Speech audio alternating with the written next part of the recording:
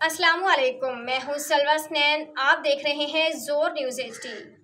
आइए नजर डालते हैं आज की अहम खबरों पर।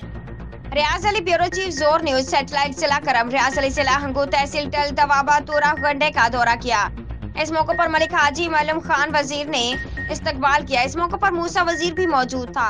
उनका कहना था कि तहसील टल दवाबा तूरा बड़े के बुनियादी मसाइल दरपेश है। उनमें रोड की सूरत हाल आपके सामने है।